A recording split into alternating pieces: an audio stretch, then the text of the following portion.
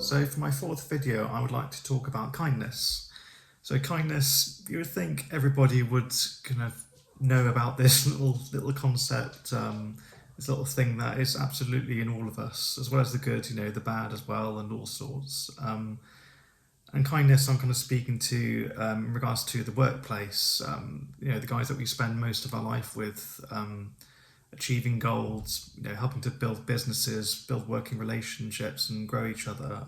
It's such a thing that's been kind of so flippant through my career. I suppose my experiences have led me to be a much more compassionate person. At least I kind of think so, and also kind of know what to do if you are to be in a position where you'd be acting as a leader or a representative for a particular company, a team, or assisting a team in any way, shape, or form. So I've mentioned a few times before about my years, my early years as a junior designer, kind of new to the industry, kind of really eager to make a mark, to learn from other people. I had quite a good mindset back then of just being open to absolutely everything and everyone. And I'm glad to say I've kind of kept that over the years, regardless of what I've seen and done. But with me being kind of so naive back in the day. I was kind of treated like the annoying newbie, just the new kid on the block. It's despite me, talking about appearances of background being a bit of a grind for those who are used to people being of a certain background, being in a certain position. My enthusiasm back then was often met with negativity, as if it's almost like too much for them to handle.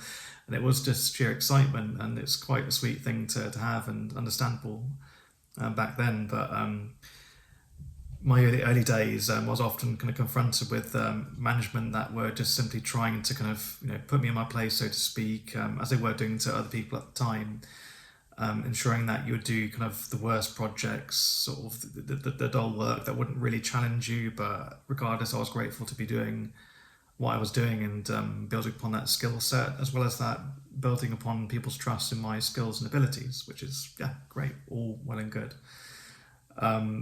Back then it was pretty much a case of them also reminding me of my place by making me search for documents that didn't exist. For example, I'd be given a location to search for, and a driver say, "Look, Karen, can you find these really important files?" And giving me a really obscure set of locations to look for. Ultimately, I'd then find that those things don't exist, and they were doing it just for the sake of it.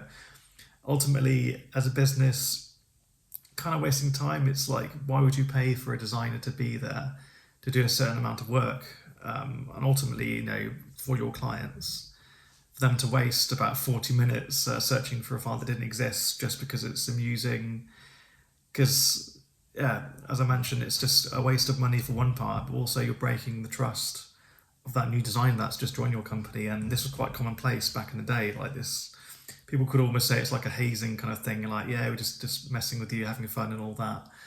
But fortunately, that kind of persisted in other comments where, for example, a manager at the time, asked me to take a photo of the team to add to the website. And that's great, I thought wonderful, because I was photography at college, university, and it was just fun. I thought, great, let's do this. So I loaded up the SLR, set everything up exactly where it should do according to my training, to set the white balances, set the focus, all sort of your standard stuff. As soon as I did that, the manager absolutely freaked out, started ringing over to me. I said, what's wrong? Is everything all right? You don't take a photo at that exact angle. It's really rude. It was just really absolutely bizarre. And this freak out absolutely humiliated me in front of all the other staff. Ultimately, again, it was a false exercise to put me in my place, to sort of dampen my enthusiasm. Well, that's kind of sad, really, because ultimately, you acting that way, you think you're, setting the level, so to speak, reminding that person of their place and so on. Again, wasting their time, wasting the company's money, but also making yourself look a fool to the rest of the team, though, because the rest of the team will then think, well, you can do that to me? Why should I trust what you say? And ultimately, that's what a leader should be for. A manager is... I hate the word manager as well, because it implies a sort of manual interaction, almost forcing something to happen that maybe doesn't want to happen in that way. A leader ultimately is somebody that people will happily follow, whoever they might be, whatever their background might be. So ultimately, when I saw those kind of behaviours back then, it was humiliating. It kind of breaks your heart really when they're in that situation where you're in a role where you're really passionate about it, you're really grateful to have that role, but to have to put up with that at an early stage, it does kind of break that trust. So again, it's something I've always noted, like from my earlier stages of my career, that if I ever end up at that position, maybe I will, maybe I won't, who knows.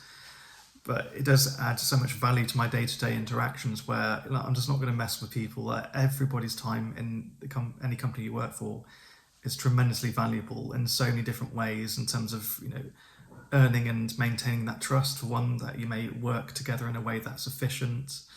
um, you know Communications of a high level, people are comfortable and want to be there because you know my grandmother often kind of mentioned this kind of concept of like, don't eat food from an angry chef. An angry chef is going to do just the bare minimum of doing a particular job. Basically, they're not going to bake in the love and the heart into that particular food, and something you can often taste yourself. And it's the same for kind of design and other parts of the careers. Basically, they'll just do the bare minimum though, and not really kind of, I suppose, dig deep and pull something out that's particularly them. The best part of themselves. So yeah, it doesn't take much to be kind, to be decent and respectful to people. You're not going to die from treating people with absolute respect, regardless of their level of experience. There's a quote from I think Jordan Peterson I read a while ago. It just simply says, "Speak to everybody as if they know something that you don't. Just assume you have something to take." And that kind of mindset it kind of starts you on the right foot because it leaves you open to anything new that may come, rather than be limited by assumptions. For one, that's something I kind of like to take with me in my day to day. But yeah, at various other points in my career, like I've just been the butt of many kind of jokes and all that, because I'm the kind of person like, I know it's a joke.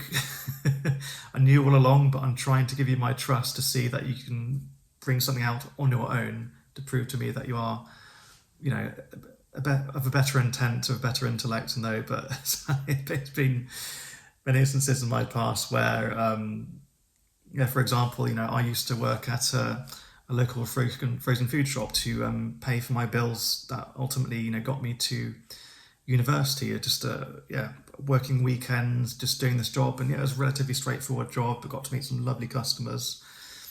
But as always, me being part of a big group, we all have a responsibility to manage the shop floor. So ultimately, each of our roles are kind of multi-skilled, I suppose. So some days we'll be managing the checkouts, or tills as we call it in this country.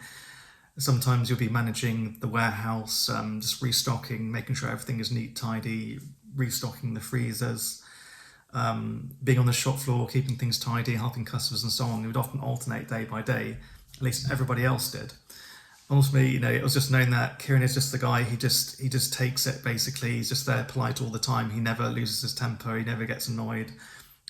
Pretty much, maybe it's good that maybe it showed that I was good at showing that I wasn't annoyed. So, but yeah. So ultimately, they left me to do the jobs that they didn't want to do. So ultimately, they didn't want to run the checkouts or the tills, as you call them. So just left me on there day upon day upon day. I absolutely hated it.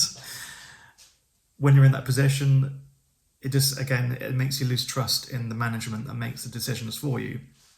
Because as always, like, why wouldn't you treat everybody as if they are on the same level as you? Why?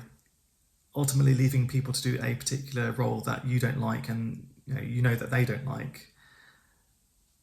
Again, it breaks trust. Staff members leave the company. You lose out all ways. The customers don't get the best service because by that point, day upon day, that person's exhausted by doing the same very demanding role time upon time. And that's why, when I work with people in the day-to-day now, I just try and do literally everything that I can. There's nothing that is below my skill set. Ultimately, if a team needs help, basically, whether it's me or somebody else, there should be no shame in just helping in any way, shape or form, even if it's just not something that's your exact stated skill set within your current contract. Of course, if it's something that's slightly outside of it. You shouldn't be made to do certain things, but it's ultimately just lending a hand in any way, shape, or form. Like, hey, like I spent all day just working on this machine, producing these designs, or training X, Y, and Z. Basically, oh, there's this particular project that I have right now, actually, and it's really easy when it's really boring, though. You know, okay, well, let's just delineate it to the person that we like the least and just throw it over to them, whatever. No one should have any shame in just jumping in there and helping out. It's ultimately a team breathes together, and ultimately cultivates a healthier working environment, and healthier working environment, leading to better mental health, better team stability, and employee retention. And also touching on, mental health as well. Like over the years, I've seen people speak to other people in certain positions in such a derogatory way. I mean, I've seen people who have had multiple degrees, master's degrees as well, renowned in their field, people you think of a high level of intellect, simply wanting a employee to do a particular project immediately from the get-go, belittling them, insulting them, hanging over their shoulder as they produce certain design work.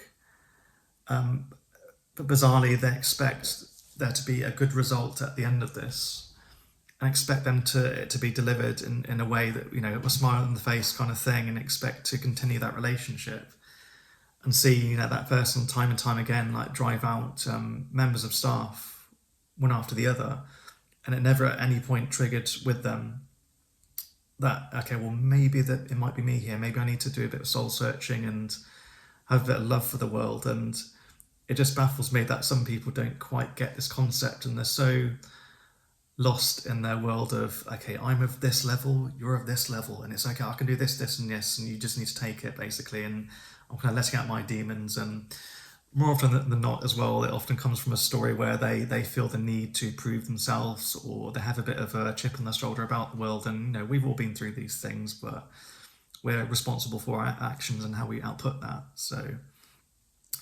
yeah, I suppose I kind of conclude in those kind of little mini stories, without going into too much detail.